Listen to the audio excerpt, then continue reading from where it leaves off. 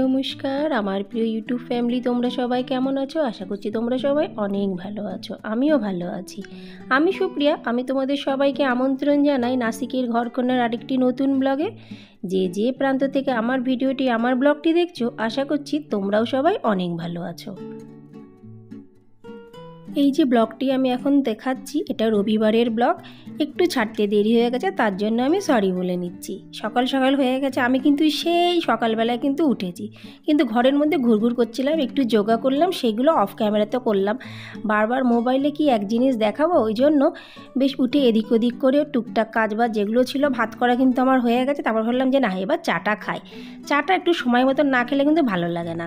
আর আমার কর্তামশাই আজকে সকাল সকাল উঠে কিন্তু চলে গেছিলো এই যে ইডলি বড়া, মিন্দু বড়া, তার সাথে এই নারকেল আর পুদিনা পাতার চাটনি আনতে।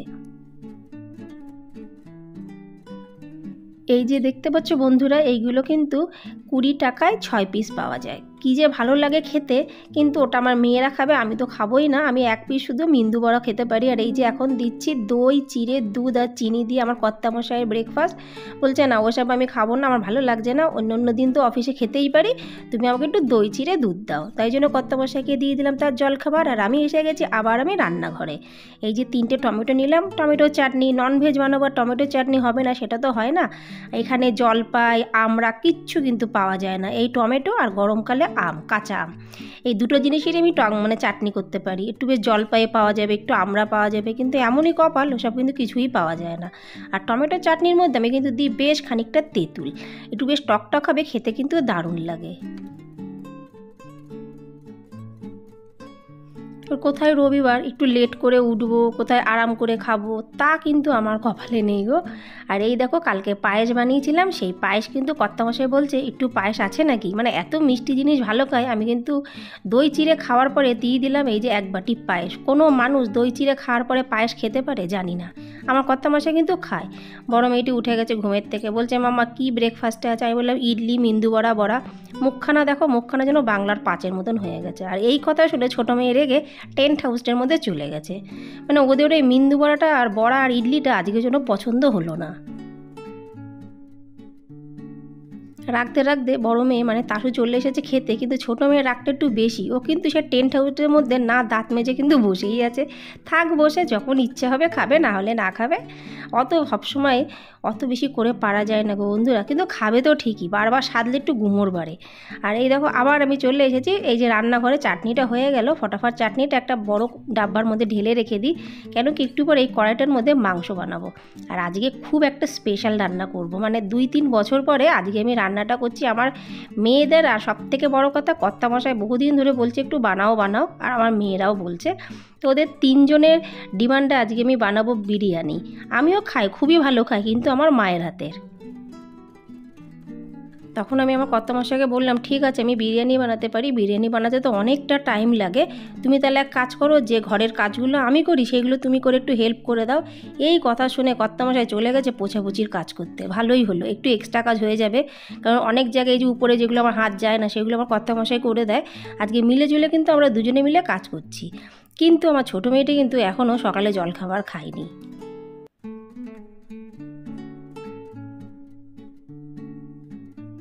জানো তো বন্ধুরা, নাসিকে এই 16 বছরের উপরে হয়ে 17 বছর হতে চললো। বহু হোটেলে খেয়েছি, বহু ধাবাতে খেয়েছি, বহু রেস্টুরেন্টে খেয়েছি, কিন্তু কলকাতার মতন বিরিয়ানি, বেঙ্গলের মতন বিরিয়ানি একটা দোকান কিংবা একটা হোটেলেও কিন্তু পাইনি। আর এই যে এখন আমার মেয়ে দুটো স্নান করে চলে যাচ্ছে খেলতে, আর বলে যাচ্ছে আমাকে মাম্মা জলদি জলদি বিরিয়ানিটা বানিয়ে রাখো, খেলে এসে কিন্তু খাবো। যাই হোক, ওদের একটু আশা আছে, ইচ্ছা আছে, আমি বানাবো, কিন্তু বেশি তেল মশলা দেবো না, কেন কি তেল মশলা বেশি দিলে বাচ্চাদের পক্ষে ডাইজেস্ট করা তো অতটা সম্ভব না। আমরা বড়রা খেয়ে হজম করে নিতে পারবো, কিন্তু বাচ্চাদের ক্ষেত্রে তো একটু অসুবিধা হয়, ওই জন্য হালকা করে বানাবো। আজকে রবিবার, ওই জন্য আজকে আর 4:45টাতে উঠিনি, আজ কিন্তু 5:30টাতে ইচ্ছা করে উঠেছি। 5:30টার সময় মোবাইলে আমি 3বার অ্যালার্ম দিয়ে রেখেছি। 2বারের অ্যালার্ম বুঝতে পেরেছি, প্রথমবারের অ্যালার্মটা কিন্তু আমি বুঝতে পারিনি, তাহলে হয়তো আমি 4:45টার সময় উঠে বসে থাকতাম। এত বদ অভ্যাস হয়ে যায় বন্ধুরা, মানুষের বলে না প্রতিদিনকার যে একটা হ্যাবিট থাকে সেটার মধ্যে কিন্তু প্রত্যেক মানুষ চলে আসে। আর এই দেখো বিরিয়ানির সাথে সাথে কর্তামশাই বলে একটু চিকেন বানাও আলাদা করে, সেটাকেও আলাদা করে বানালাম, বানানো হয়ে গেল। কিন্তু বিরিয়ানি বানাতে কিন্তু বেশ খানিকটা টাইম লাগে। তা যে ওই যে পেঁয়াজ ভাজাটা দেয় না, সেই লাল লাল করে ওইটাকে ভাজতে বসিয়ে দিয়েছে, তারপরে বেসে গেছে ঝাড়ু লাগাতে। আমি জানি আজকে প্রচুর লেট হবে। তারপরে কর্তামশাই ডাকছে বলে শিগগিরই আসো মেয়েদের পড়ার ঘরে। আমি দৌড়ে দৌড়ে গেলাম। এই দেখো কি কীর্তিনি বসে আছে, সমস্ত মেয়েদের বই খাতা সব নিয়ে এদিক ওদিক করে বলছে কোনটা কোন জায়গায় রাখবো। তখন আমি বলছি তুমি যদি নাই জানতে তাহলে তুমি নিয়ে কেন বসলে, আমি তো রান্না করছি। বলে একটু 5 মিনিট হেল্প করে তুমি আবার চলে যাও রান্নাঘরে। মানে বন্ধুরা বুঝতেই পারছো দুনিয়াটা হলো স্বার্থপরের জায়গা। আজকে আসার সময় মানে বাজার করে আসার সময় নিয়ে এসেছিলো বেশ খানিকটা ফল, রবিবার করেই নিয়ে আসা হয়, অন্যান্য সময় তো আর আনা সেরকম হয় না। তো একটা আপেল আমি কেটে দিচ্ছি কর্তামশাইকে, না আমি খাবো না, আমার কিন্তু সে ভালো লাগে না। আমি ভালো খাই আম জাম কাঁঠাল নারকেল এই সব জিনিস কিন্তু আমি ভালো খাই, কিন্তু দুঃখের জিনিস এখানে তো কাঁঠাল পাওয়াই যায় না, লিচু তো পাওয়াই যায় না, আর পাকা কাঁঠাল খুবই কম, কম মানে সে নায়ের সমান। আর যদিও পাওয়া যায় তবুও কিন্তু আমাদের এই বেঙ্গলের মতন মিষ্টি কিন্তু হবে না। এই দেখো আমার বড় মেয়েটি এসে বলছে মাম্মা এখনও হয়নি, গন্ধ তো বেরায়নি। আমি যে দাঁড়া একটু হতে তো টাইম লাগে। ছোটো মেয়েটা নাচতে নাচতে চলে এসেছে, বলছে মাম্মা হয়েছে। আমি বললাম আর 5 মিনিট। বিরিয়ানি কিন্তু অনেকটা প্রসেস হয়ে গেছে, আমি শুধু এখন হাঁড়ির মধ্যে বসিয়েছি। আর এই দেখো চাটনি হয়ে গেছে, মাংস হয়ে গেছে, আর কালকে যে পায়েস বানিয়েছিলাম পায়েসটাও আমি বাইরে বের করে রেখেছি, যদি খাওয়ার মন হয় খাবে। এই দেখো বন্ধুরা বিরিয়ানিটা আমি একটা তাওয়ার পরে হাঁড়ির মধ্যে দিয়ে বসিয়েছি, প্রসেস কিন্তু মোটামুটি কমপ্লিট, শুধু একটু গরম হওয়ার জন্য রেখেছি। বেশ গরম যদি না হয় তাহলে কিন্তু বিরিয়ানি খেয়ে মজা লাগে না। কেমন লাগছে দেখতে কমেন্টসে অবশ্যই কিন্তু আমাকে জানিও। তোমরা তো খেতে পারবে না অবশ্যই, এটা তো আমিও জানি, কিন্তু দেখে তো মানুষের বোঝা যায় কেমন হয়েছে না হয়েছে, জানিও কিন্তু অবশ্যই। আর এই দেখো সবার আগে মেয়েদের আমি দিয়ে দিচ্ছি বিরিয়ানি। ওরা বললো ওরা চিকেন খাবে না, ওরা শুধু বিরিয়ানির চিকেন খাবে। বললাম ঠিক আছে তাই খাও। ওই জন্য 2 জনের থালায় আমি বেড়ে দিলাম। আর আমি বললাম 1 পিস চিকেন তো খেয়ে দেখ, বললাম আমি জবরদস্তি দিচ্ছি, কিন্তু আমি জানি খাবে না, কেন কি বিরিয়ানির চিকেনই কিন্তু আমার মেয়েরা বেশি ভালোবাসে। ওদেরকে খেতে দিয়ে আমি বসে পড়লাম আটা মাখতে। কেন জানো, বিকালবেলায় আমি আটাটা মাখতে পারবো না, আমরা বিকালবেলা একটু বেরাবো। এমনিতেই তো এখন মোটামুটি 3:30 পৌনে 4 বাজতে এসেছে, এখনই মোটামুটি বিকাল হয়ে গেছে। তা ভাবলাম যখন দেরি হচ্ছে একেবারে আটাটা মেখে রাখি। আটা মাখা হয়ে গেছে, তারপরে এসে গেছি বাসন মাজদের। এই যে গ্যাসের সিলাপ গ্যাসের টেবিল এগুলো সব পরিষ্কার করতে হবে। গ্যাসের টেবিল যদি পরিষ্কার না হয়, গ্যাসের চুলা যদি পরিষ্কার না হয়, তাহলে কিন্তু দেখতে একদমই ভালো লাগে না, কারণ এটাই হলো আমাদের জীবনের প্রধান জায়গা, প্রত্যেক গৃহিণীর ওটাই মেন ঘর। তারপরে সমস্ত কাজ হওয়ার পরে আমি চলে আসলাম এই যে স্নান টান করে পুজো দিতে। আজ কিন্তু আমার কর্তামশাই বেশ খানিকটা ফুল নিয়ে এসছে বাজার থেকে।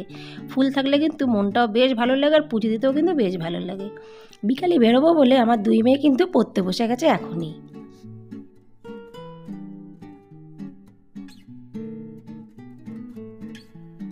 আজকে বাজার থেকে বেশ খানিকটা আপেল নিয়ে এসছে, ওই জন্য ভগবানকেও দিলাম আপেল, আমরাও আপেল খেলাম। না আমি খাইনি, কর্তামশাইকে দিয়েছি। কেন কি বন্ধুরা প্রথমে বললাম আমার অত ভালো লাগে না আপেল খেতে, যদি না থাকে কোনো কিছু ফল, যদি অগত্যা আপেল থাকে তখন আমি খাই, নাহলে কিন্তু আমি সহজে খাই না। তো পুজো মোটামুটি দেওয়া কমপ্লিট হয়ে গেছে, কিন্তু খাওয়া এখনও অনেক দেরি। এখন বেজে গেছে প্রায় 4টে, মানে প্রায় বিকেলবেলা, দুপুর পার হয়ে গেছে কিন্তু। কেন কর্তামশাই আসবে, তারপরে কিন্তু রবিবার দিন একটা দিনই পাই একসাথে বসে খাওয়া দুপুরবেলায়, ওই জন্য আসার পরে তারপরে আমরা বসে খাবো।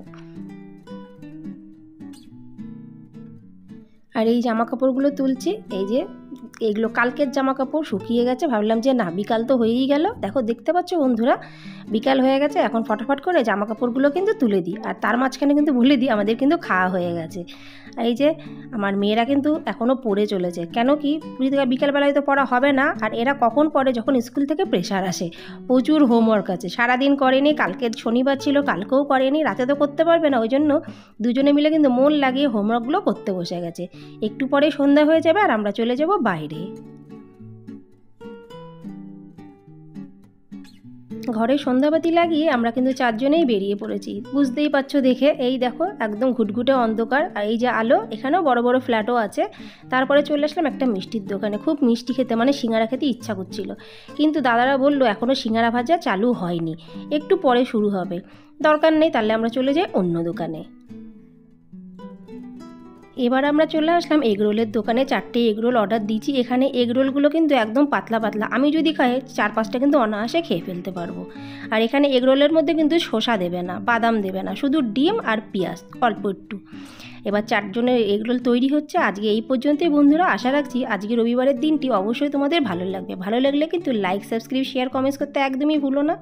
তোমাদের কাছে একান্ত অনুরোধ, আমার চ্যানেলটি একদমই নতুন, তোমাদের সাপোর্ট, সহযোগিতা, বড়দের ভালোবাসা, আশীর্বাদ কিন্তু আমার খুবই প্রয়োজন।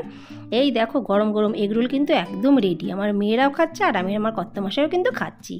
আবার দেখা হবে তোমাদের সঙ্গে পরবর্তী ব্লগে। ততক্ষণের জন্য নমস্কার বন্ধুরা, নমস্কার।